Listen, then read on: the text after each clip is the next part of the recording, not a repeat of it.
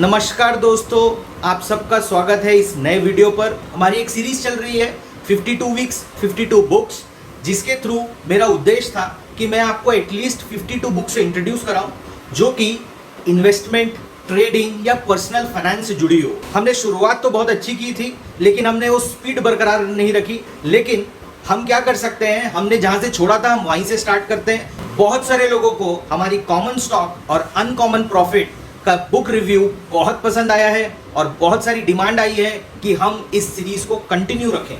तो चलिए, आज की जो बुक है वो मेरी पर्सनल फेवरेट है। अगर आप मुझसे पूछेंगे कि ऐसी कौन सी एक बुक है जिसने मेरे सोचने का नजरिया चेंज कर दिया, तो वो एक बुक है रॉबर्ट कियोसाकी की रिच डैड पुअर डैड। तो चलिए, बुक शेल्फ से हम निकालते हैं रिच डैड पुअर डैड को और उसके बारे में हम बात करना स्टार्ट। तो दोस्तों, यही वो बुक है रिच डैड पुअर डैड जिसके बारे में मैं आज आपसे बात करूंगा।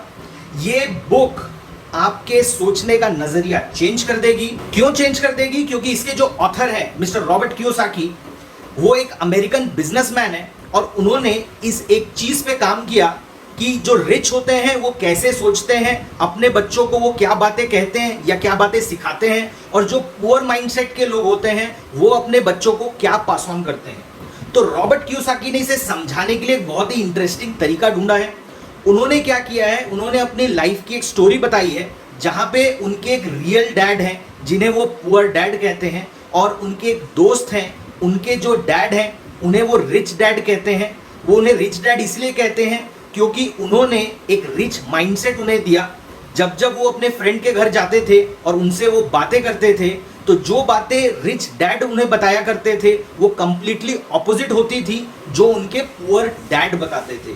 तो ये बुक जब आप पढ़ेंगे तो आपको समझ में आएगा कि ये जो लड़ाई है वो दो माइंडसेट की लड़ाई है, एक रिच माइंडसेट है और एक पुअर माइंडसेट है।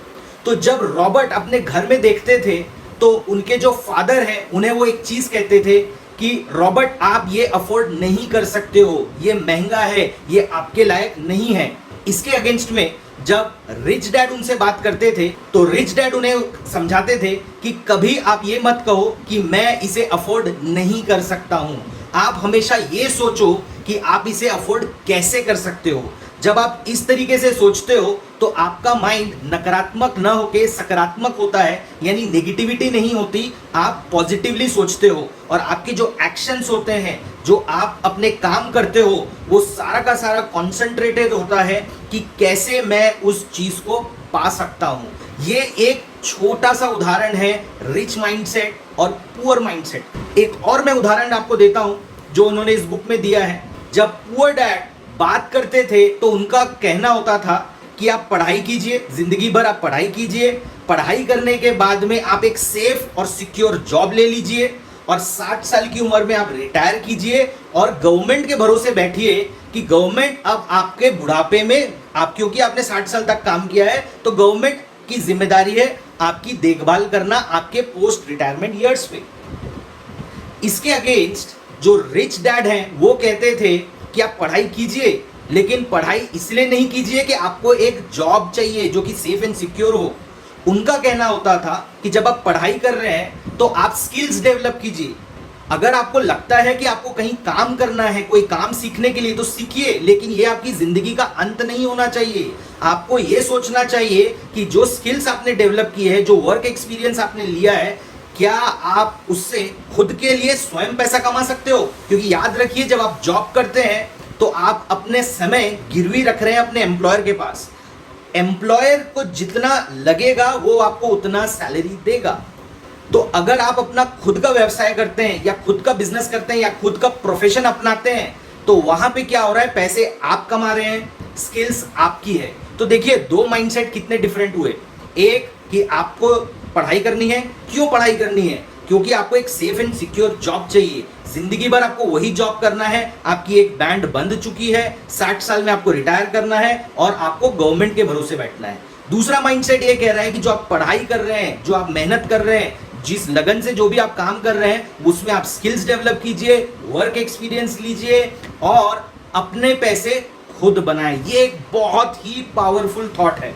इसके अलावा जब आप रिच डैड पुअर डैड पढ़ेंगे तो आपको एक और चीज समझ में आएगी कि जब भी हम एसेट्स की बात करते हैं और लाइबिलिटी की बात करते हैं तो एक रिच माइंडसेट और एक पुअर माइंडसेट दोनों का नजरिया कंप्लीटली ऑपोजिट होता है।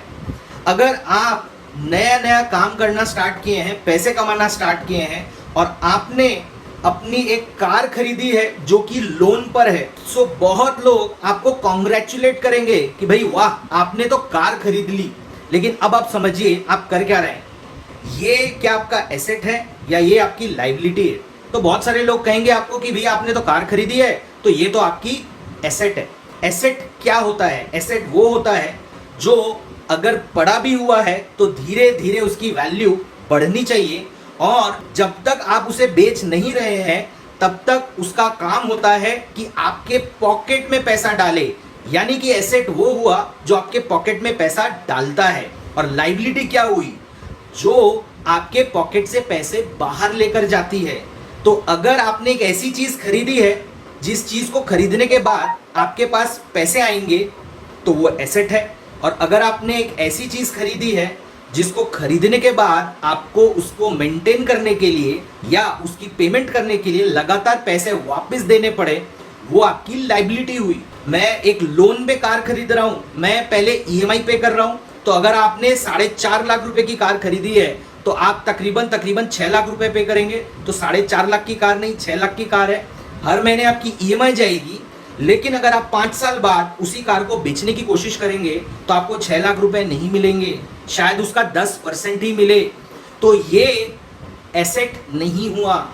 लेकिन अगर आपने एक रेंटल प्रॉपर्टी खरीदी है, अगर आपने स्टॉक खरीदा है, अगर आपने बॉन्ड खरीदा है, तो वो सारी की सारी चीजें क्या कर रही हैं? आपकी जेब में पैसे डाल रही हैं। तो अगर आपने स्टॉक खरीदा है तो आपको लोग कहेंगे अरे ये तो बहुत रिस्की काम आप करने जा रहे हो। देखिए माइंडसेट का फर्क देखिए, आप एक 4.5-5 लाख की कार खरीदते हैं, ईएमआई पे खरीदते हैं, लोग आपको कॉन्ग्रेचुलेट करते हैं। लेकिन अगर आपने वही सोशल मीडिया में पोस्ट किया है कि मैंने 50,000 रुपए के स्टॉक्स खरीदे हैं, बहुत सारे लोग आपको आके बताना चालू करेंगे भैया स्टॉक में इन्वेस्टमेंट बहुत रिस्की है, यहाँ पे आपके पैसे डूब भी सकते हैं। लेकिन अब आप एक चीज सोचिए, अगर आपने स्टॉक्स में इन्वेस्टमेंट करना सीखा, आपने ये सीखा कि स्टॉक को मैं कैसे इन्वेस्ट कर सकता हूँ, प्रॉपर्टी में मैं कैसे इन्वेस्ट कर सकता हूँ, तो शायद आपको शुरू में थोड़ा बहुत नुकसान भी हो।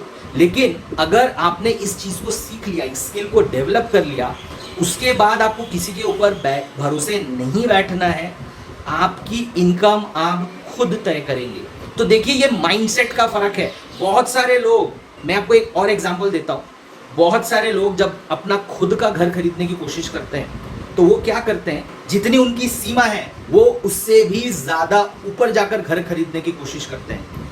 उनको लग रहा है कि वो एक एसेट परचेज कर रहे हैं, वो एसेट परचेज नहीं कर रहे हैं। क्यों? क्योंकि आप याद रखिए, अगर आपको वक्त बेवक्त कुछ पैसे की जरूरत पड़ जाएगी तो क्या आप अपने घर को एक हिस्सा क्या आप बेच पाओगे? नहीं, आप नहीं बेच पाओगे। लेकिन इसके अगेंस्ट आपने कुछ पैसे से खुद का घर लिया है और कुछ पैसे से आपने एक रेंटल प्रॉपर्टी ली है, तो जो रेंटल प्रॉपर्टी है वो आपकी इनकम आपके घर पर लेकर आएगी। स्टॉक्स भी जब आप खरीदते हो तो आपको एक डिविडेंड इनकम होती है, जब आप बॉन्ड्स खरीदते हो तो आपको इंटरेस्ट इनकम होती है। तो याद रखिए दोस्तों, ये बहुत पावरफुल मैसेज है कि अगर आपके पास 500 रुपए हैं, 1000 रुपए आप म्यूचुअल फंड्स खरीद सकते हो। तो अगर आपके पास में कोई भी पैसे हैं, आप उससे एसेट खरीद रहे हो कि आप उससे लाइबिलिटीज खरीद रहे हो। आज की डेट में लोग 50,000 रुपए का फोन खरीदते हैं, लेकिन अगर आप उन्हें 50,000 रुपए स्टॉक्स या म्यूचुअल फंड्स या बॉन्ड्स में इन्वेस्ट करने के लिए बोलोगे तो उनका कहना होगा ये रिस्की है, मुझे नहीं आता। अगर आपको नहीं आता है तो आप इसे सीख सकते हो। तो याद रखिए दोस्तों, ये बहुत छोटी छोटी बातें हैं जो रॉबर्ट कियोसाकी ने बहुत ब्यूटीफुल तरीके से इस बुक में बताई हैं। देखिए, अगर मैं इस बुक के बारे में बात करने जाऊं तो मैं शायद इस बुक के बारे में पूरी बुक आपके साथ डिस्कस कर सकता हूं। लेकिन देखिए, मेरा उद्देश्य आपको बुक समरी देना नहीं है। मेरा उद्देश्य है आपको बुक कितनी पावरफुल है, उसका मैसेज क्या है, उसका मैं आपको एक ट्रेलर देता हूं इस वीडियो के थ्रू। तो अगर आपको ये बुक पसंद आ रही है तो मैं आपको कहूंगा सबसे पहले जाइए ये बुक परचेज कीजिए और मान के चलिए आप पैसों के प्रति जो भी आपकी सोच है वो बदल जाएगी।